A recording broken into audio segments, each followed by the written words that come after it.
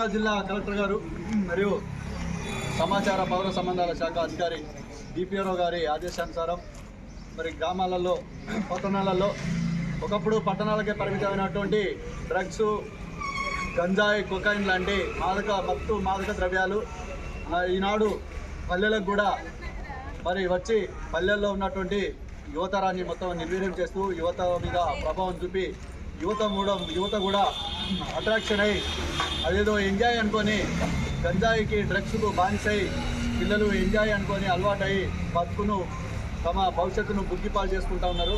కాబట్టి అందరూ మరి కాలేజీ చేస్తున్నటువంటి యువత మీద కాలేజీ అయిపోయి పనిపాట లేకుండా కొంతమంది జురాయిగా తిరిగేటువంటి గ్రామాల్లో ఉన్నటువంటి యువతను అందరూ కూడా గుర్తించి వాళ్ళను ఒక క్రమశిక్షణలో గాడిలో పెట్టాల్సిన బాధ్యత మన గ్రామ పెద్దల మీద ఉన్నది. పిల్లలు ఈరోజు స్మార్ట్ ఫోన్ కూడా వచ్చింది. స్మార్ట్ ఫోన్ ప్రతి ఇంట్లో కూడా పెద్ద ఫోన్ ఉన్నది.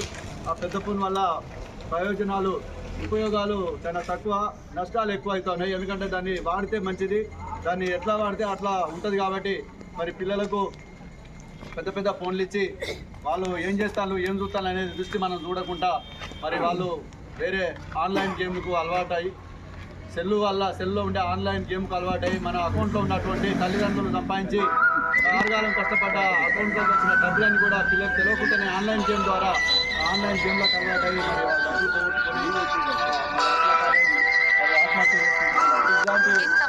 చాలా జరుగుతున్నాయి. కాబట్టి దీనికి మూలం మాదక ద్రవ్యాలు. కాబట్టి ఈ గంజాయి అనేది పెద్దలు దృష్టి పెట్టాలని తెలియజేస్తూ గంజాయి మత్తు